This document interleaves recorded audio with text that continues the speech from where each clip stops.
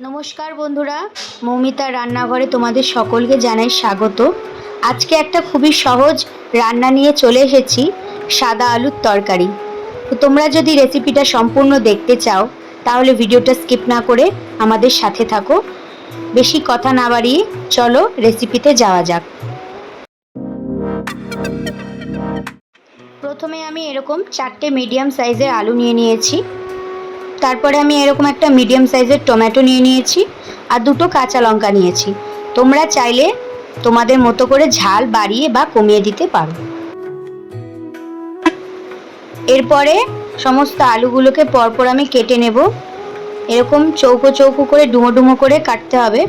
তোমরা চাইলে লম্বা করেও কাটতে পারো, কিন্তু এরকম কাটলেই আমার মনে হয় বেশি ভালো লাগে দেখতে।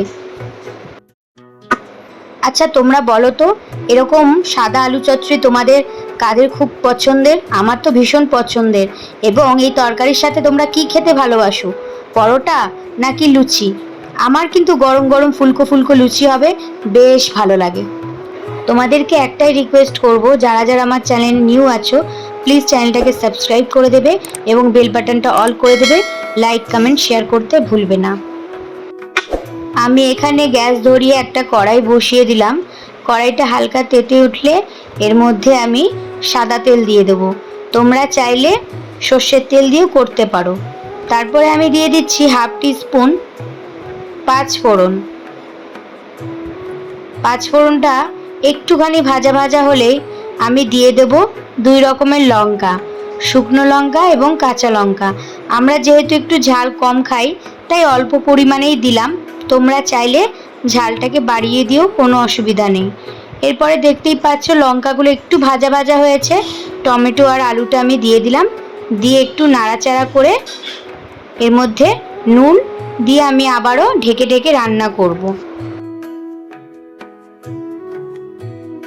সমস্ত রান্নাটা একটু ঢাকা দিয়ে করলেই বেশ ভালো তাড়াতাড়ি সিদ্ধও হয়ে যায় এবং এর সেন্টটাও ভেতরের মধ্যে পর্যাপ্ত থাকে। 5 মিনিট পর ঢাকাটা তুলে দেখছি আলুটা বেশ ভাজা ভাজা হয়ে গেছে। এর বেশি লাল লাল করে ভাজার কোনো প্রয়োজন নেই। এরপরেই আমি প্রয়োজন মতো জল দিয়ে দেবো। আমি এই তরকারিটার সাথে একটু বেশি ঝোল পছন্দ করি, সেই কারণে আমি একটু জলের পরিমাণটা একটু বেশি দিয়েছি। তোমরা নিজেদের প্রয়োজন মতো জল দিয়ে নুন মিষ্টি ভালো করে চেক করে ঢাকা দিয়ে মিডিয়াম আঁচে এটাকে 10 থেকে 15 মিনিট ফুটিয়ে নিলেই তৈরি হয়ে যাবে আজকের রান্না সাদা আলুর তরকারি।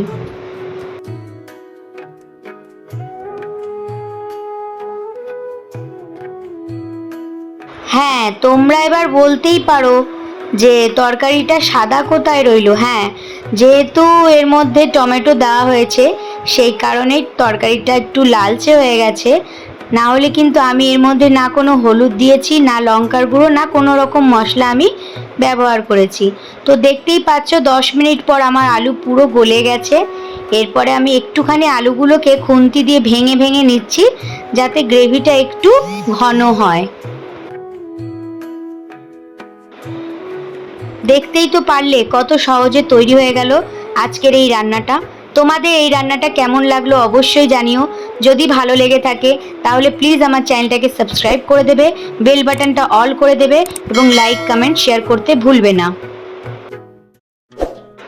আমার আবার এই তরকারির সাথে একটু ফুলকো ফুলকো লুচি হবে, বেশ খেতে ভালো লাগে, তাই ভেজে নিলাম কয়েকটা লুচি। তোমরা এই সাদা আলুর তরকারি দিয়ে লুচি পছন্দ করো না পরোটা অবশ্যই জানিও। আজকের আমি থালাটা একটু সাজিয়ে নিচ্ছি, তোমরা দেখতে থাকো। এখানে নিয়েছি 2টো লুচি, সাথে যে তরকারিটা আজকে বানালাম সেই তরকারিটা, আর 1 পিস আমি বেগুন ভাজা নিয়ে নিয়েছি। বেগুন ভাজা দিয়ে লুচি খেতে ভীষণ ভালো লাগে। তো ভিডিওটা আজকে এখানেই আমি এন্ড করছি। সবাই খুব ভালো থেকো, সকলকে জানাই টাটা।